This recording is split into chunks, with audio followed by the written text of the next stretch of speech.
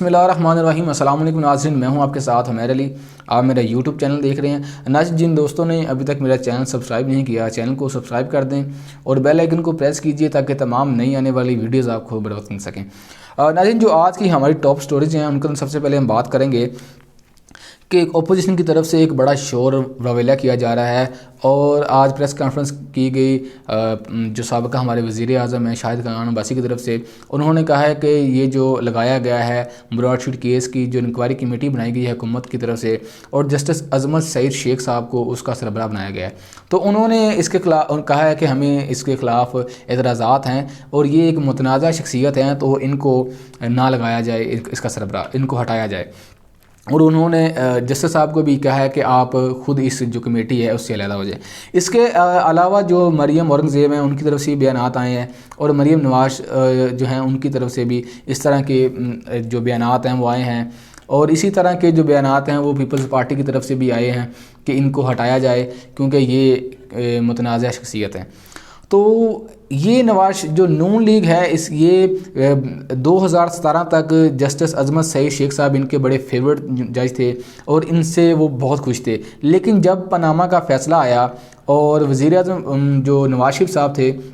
ان کو نااہل قرار دیا گیا، تو ان میں سے جسٹس گلزار احمد صاحب جو کہ اب چیف جسٹس ہیں ہمارے، اور اس کے علاوہ جسٹس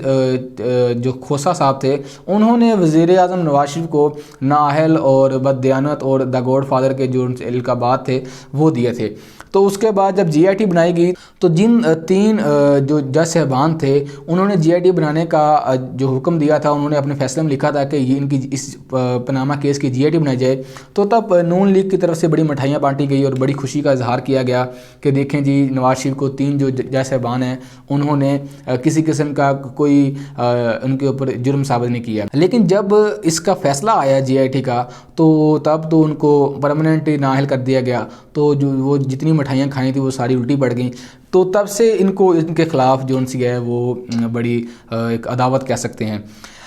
اصل جو معاملہ ہے وہ ہے کیا، وہ ان کو اس سے جسٹس جون سے عظمت سعید شیخ صاحب ہیں ان سے اتنی عداوت کیوں ہے؟ مسئلہ یہ ہے کہ انہوں نے پاناما کیس کو بڑے غور سے دیکھا ہے، اور بلکہ وہ خود اس کمیٹی کے جو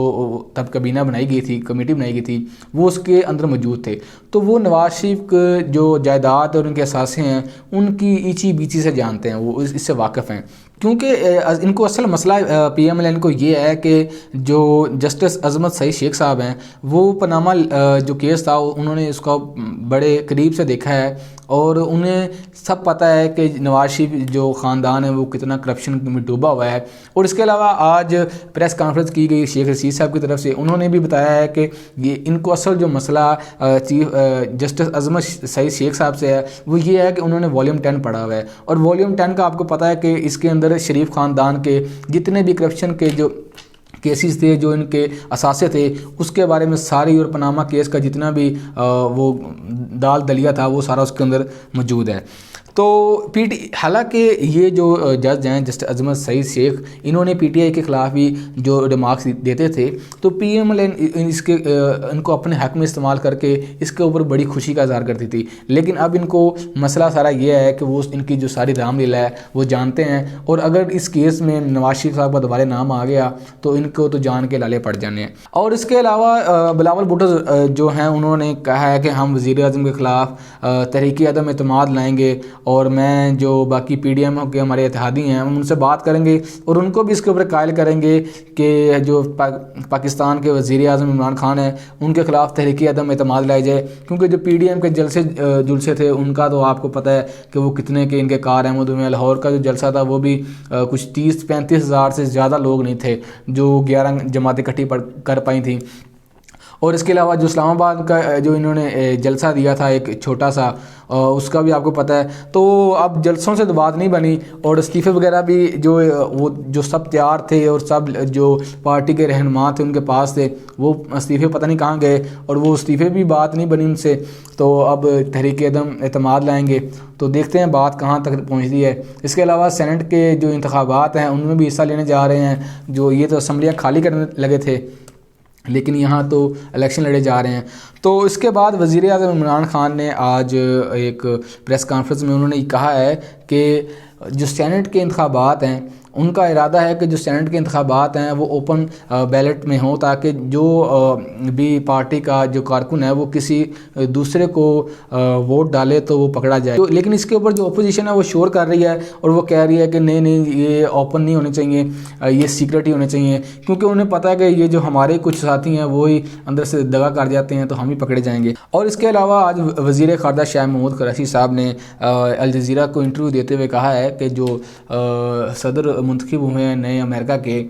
جو بائیڈن، ان کو مخاطب ہو کے انہوں نے یہ کہا ہے کہ ہم امید کرتے ہیں کہ جو امریکہ کی افغانستان کے لیے امن پالیسی ہے وہ قائم رہے گی، کیونکہ آپ کو پتہ ہے کہ گزشتہ برس دوحہ کے اندر امریکہ اور طالبان کے درمیان افغان امن معاہدہ ہوا تھا جس کے اوپر دستخط کیے گئے تھے، اور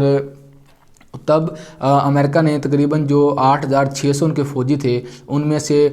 جو صرف 2500 فوجی جو اس وقت افغانستان میں ہیں، باقی تمام جو فوجی تھے ان کو واپس بلا لیا تھا، اور آہستہ آہستہ جو باقی تعداد ہے اس کو بھی واپس بلانے کا انہوں نے وعدہ کیا تھا۔ تو اس لحاظ سے وزیر خارجہ نے یہ بیان دیا ہے کہ کہیں جو نئی انتظامیہ ہے وہ اس پالیسی کو چینج نہ کر دے، کیونکہ افغانستان کا جو امن ہے وہ پاکستان کے امن کے ساتھ جڑا ہوا ہے۔ اور اسٹیٹ بینک آف پاکستان کی طرف سے جو موجودہ مہنگائی ہے اس کو عارضی قرار دیتے ہوئے جو شرح سود تھی اس کو 7% برقرار رکھنے کا اعلان کر دیا گیا ہے۔ اسی کے ساتھ مجھے اجازت دیجیے، اپنا خیال رکھیے، اللہ نگہبان۔